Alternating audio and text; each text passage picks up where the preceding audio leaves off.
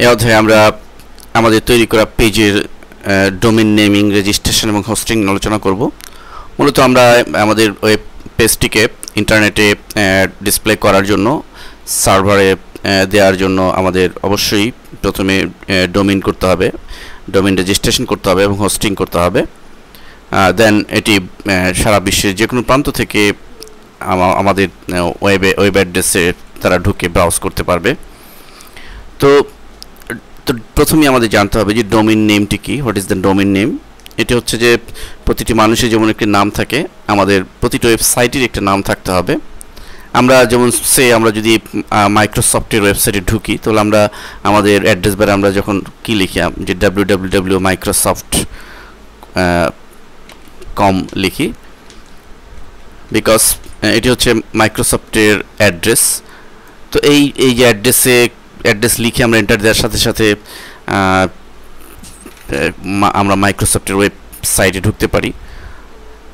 Even আমরা সারা যে কোনো প্রতিষ্ঠানের, সে মাইক্রোসফট যেহেতু একটা বড় আইটি কোম্পানি, কিন্তু ছোটোখাটো একটা প্রতিষ্ঠানও বিশ্বের যে কোনো প্রান্তেই থাকুক না কেন, সেটিরও যদি আমরা ওয়েব অ্যাড্রেস ঠিক মতো লিখে এন্টার দিই, সাথে সাথে আমরা সেখানে ঢুকতে পারছি। এর কারণ হচ্ছে যে সেই ডোমেইন নেম, এই ওই সাইটের ডোমেইন নেম রেজিস্ট্রেশন করা হয়েছে। এবং ডোমেইন নেম বিভিন্ন কোম্পানি তাদের ডোমেইন নেম করে দিয়ে থাকে। তো এটি করা, এই ডোমেইন রেজিস্ট্রেশন করা তেমন ডিফিকাল্ট কিছু নয়। এটি যে কোনো জায়গা থেকে আপনি করতে পারেন। আমাদের দেশে অনেক প্রতিষ্ঠান এটি করে দিয়ে থাকে। কোনো কোনো প্রতিষ্ঠান 500 টাকা থেকে শুরু করে 4-5 হাজার টাকাও নিয়ে থাকে। আবার সরাসরি আপনি ইন্টারনেটে গিয়েও ডোমেইন রেজিস্ট্রেশন করতে পারেন। তো এই জন্য আপনার একটি গ্লোবাল অ্যাকসেপ্টেবল ক্রেডিট কার্ড থাকতে হবে। তো যাই হোক, তো আমরা ডোমেইন রেজিস্ট্রেশন করার সময় কিছু বিষয় অবশ্যই আমাদের খেয়াল রাখতে হবে। সেটি হচ্ছে যে আমার নামটি যে বুঝে শুনে চিন্তা ভাবনা করে সিলেক্ট করতে হবে, কারণ এটি চেঞ্জ করা খুবই ডিফিকাল্ট। সো আমরা বুঝে শুনে চিন্তা ভাবনা করে রেজিস্ট্রেশন নিব। আর ডোমেইন নেম একবার যে কোনো ডোমেইন নেম রেজিস্ট্রেশন হয়ে গেলে সেই নাম আর কেউ এটা ইউজ করতে পারবে না, সেটা তার নিজস্ব একটা আইডেন্টিটি হয়ে যাবে। আরেকটু বিষয় হচ্ছে যে আমাদের ডোমেইন নেম রেজিস্ট্রেশনের সময় মনে রাখতে হবে যে প্রতিষ্ঠান থেকে আমরা রেজিস্ট্রেশন করব সেটি রিলায়েবল কিনা, নির্ভরযোগ্য কিনা, এটি আমরা একটু যাচাই করে আমরা সেটি করব। অনেক প্রতিষ্ঠানই রেজিস্ট্রেশন করে থাকে। যাই হোক, তো ডোমেইন নেমটি অর্থাৎ আমাদের প্রতিষ্ঠান, আমাদের ওয়েবসাইটটি যে নাম হবে, সেই নামটি আমরা রেজিস্ট্রেশন করার জন্য ডোমেইন হিসেবে আমরা একটি ওয়েবসাইটে, একটি প্রতিষ্ঠানে ঢুকেছি, নেটওয়ার্ক সলিউশন নামের। মূলত এই প্রতিষ্ঠান ডোমেইন রেজিস্ট্রেশন করে থাকে। অনেক প্রতিষ্ঠানই রয়েছে এবং এক এক প্রতিষ্ঠানের ইনফরমেশন পেজ এক এক রকম। তো আমরা এই পেজে, এটি একটি রিলায়েবল পেজ, আমরা এই পেজে ডোমেইন কীভাবে রেজিস্ট্রেশন করতে হয় সেটি আমরা প্র্যাকটিক্যালি আপনাদের দেখাচ্ছি। তো প্রথমে ফাইন্ড এ ডোমেইন, এখানে আমাদের নাম লিখতে হবে যে আমরা যে সাইটটি যে নাম দিতে চাচ্ছি সেটি আরও রয়েছে কিনা বা সেটি অ্যাকসেপ্টেবল কিনা। দেখুন আমি যে কোনো একটি নাম দিচ্ছি।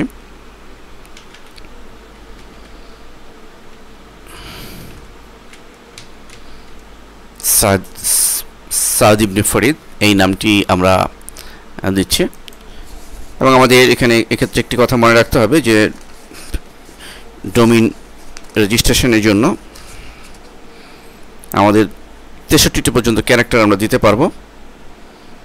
তবে বেটার ছোট নাম দিয়ে এই ডোমেইন রেজিস্ট্রেশন করা, এটি আমাদের মনে রাখতে হবে। এবং নাম ছোট এবং যেন মানুষ মনে রাখতে পারে ধরনের নাম সিলেক্ট করা উচিত। যাই হোক, তো আমরা এই নামটি দিলাম, দিয়ে সার্চ বাটনে ক্লিক করছি। আমরা অলরেডি সার্চ করছে যে এই নামে আর কোনো ওয়েবসাইট রয়েছে কিনা। তো দেখুন আমাদের সার্চ করে এসে রেজাল্ট দিয়েছে কনগ্রাচুলেশনস, অর্থাৎ এই নামে আর কোনো ওয়েবসাইট নেই। সো আমরা এটি ইউজ করতে পারি, এবং যদি থাকতো তাহলে সেটি উল্লেখ করতো। তো আমরা এই নাম যেহেতু পেয়েছি এবং এখানে আমরা আমাদের ওয়েবসাইট যে কি ক্যাটাগরি সেটিও আমরা এখান থেকে চুজ করে দিতে পারি। এখানে বাই ডিফল্ট দুটি চুজ করা রয়েছে, .com .net, তো আমরা এটি রাখবো। আমরা অ্যাড ডোমেইন টু অর্ডার এটিতে ক্লিক করছি অর্ডার দেওয়ার জন্য। তো দেখুন এর পরের পেজে আমাদেরকে সে কিছু ইনফরমেশন দিচ্ছে যে your domain name is valuable business asset. So এটিকে আমাদের প্রোটেক্ট করার জন্য অফার দিচ্ছে, প্লাস আমাদের এখানে কিছু ডোমেইন নেমের ক্ষেত্রে কিছু সাজেশন করছে যে .org.us .info দেওয়ার জন্য। তো আমরা এক্ষেত্রে যদি কোনোটি দিতে চাই তো টিক চিহ্ন দিয়ে yes add domains to my order বাটনে ক্লিক করব। আদারওয়াইজ আমরা নো থ্যাঙ্কস দিয়ে আমরা মুভ করব। তো আমরা ইয়েস একটা দিলাম, .organization দিলাম। নেক্সট পেজ চলে এসছে, এখানে ডোমেইন নেমে সে আরও কিছু অফার দিয়েছে যে .com .net অর্গানাইজেশন, যেহেতু আমরা .organization দিয়েছিলাম তো .organization আমরা দিতে পারি। এটি দিয়ে আমরা কন্টিনিউ বাটন ক্লিক করব। এখানে অলরেডি নেক্সট পেজ চলে আসছে এবং এই পেজে প্রতিষ্ঠানটি আমাদেরকে অফার দিচ্ছে যে বিভিন্ন প্যাকেজের এর যে মূল্য তালিকা, স্ট্যান্ডার্ড প্যাকেজে কী ধরনের রেট, কতটুকু ডিস্ক স্পেস আমরা ইউজ করতে পারবো, এবং monthly data transfer rate, advance প্যাকেজে কী ধরনের রয়েছে এবং প্রো প্যাকেজে কী ধরনের রয়েছে। তো এই ফিচারগুলো সম্বলিত মূল্য তালিকা আমাদেরকে দেখাচ্ছে। তো আমরা এখান থেকে যে কোনোটি আমাদের এখন চুজ করতে হবে। তো আমরা স্ট্যান্ডার্ড প্যাকেজটি চুজ করছি। এটির জন্য আমরা অ্যাড বাটনে ক্লিক করব এবং অ্যাড বাটনে আমরা ক্লিক করছি। অলরেডি প্রসিড হচ্ছে। আমাদের মনে রাখতে হবে যে যে কোনো প্রতিষ্ঠান থেকে আমরা রেজিস্ট্রেশন করাই না কেন, আমাদের ইন্টারফেসগুলো কিন্তু এক এক প্রতিষ্ঠান এক এক রকম আসতে পারে। তো সেক্ষেত্রে আমাদের সেই ইন্টারফেসে কী লেখা রয়েছে, কি রিকোয়ারমেন্ট রয়েছে, সেগুলো আমরা ভালো করে পড়ে বুঝে সেই রিকোয়ারমেন্টগুলো ফুলফিল করে আমাদের সামনে আগাতে হবে।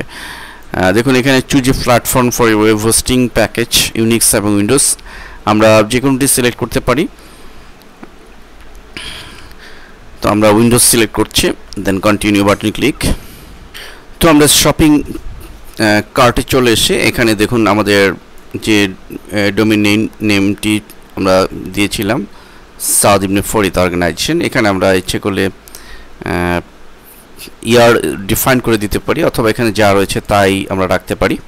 দেন আমাদের নিচে চলে আসতে হবে সিকিউর চেক আউট, এই বাটন ক্লিক করতে হবে এবং বাটনে ক্লিক করার সময় কোনো মেসেজ আসলে সেই বক্সে আমাদের ইয়েস বাটনে ক্লিক করে আমাদের প্রসিড হতে হবে। আমরা দেখতে পাচ্ছি যে log in create account, step by step এখানে রিকোয়ারমেন্ট রয়েছে।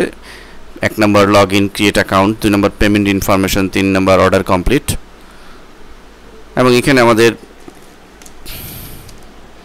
অ্যাকাউন্ট তৈরির যে অপশনগুলো রয়েছে সেখানে আমরা সঠিকভাবে এই রিকোয়ারমেন্টগুলো আমাদের ফুলফিল করতে হবে।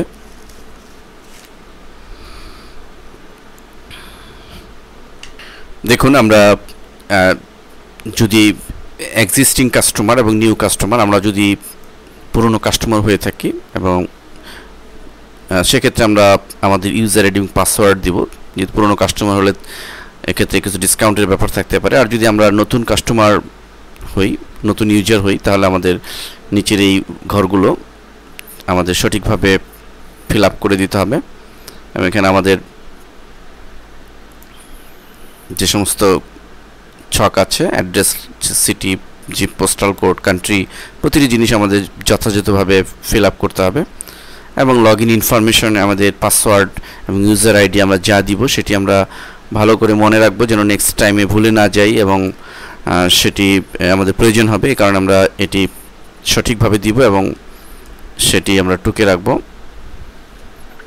এবং সবশেষে আমরা কন্টিনিউ বাটনে ক্লিক করব। তো কন্টিনিউ বাটনে ক্লিক করলে আমাদের পেমেন্ট ইনফরমেশন আসবে এবং সেখানে আমরা এই যে ঘরগুলো আমরা ফিল আপ করেছিলাম সেগুলো আমরা পুনরায় দেখতে পাবো। যেহেতু আমরা আগের ঘরটি ফিল আপ করিনি, সো এরকম রেড সিগন্যাল দিয়ে, রেড কালি দিয়ে সে করছে যে এখানে ফিল আপ করতে হবে, অর্থাৎ রিকোয়ারমেন্ট ফুলফিল করতে হবে। এবং সেকেন্ড পেমেন্ট ইনফরমেশন অবশ্যই আমাদেরকে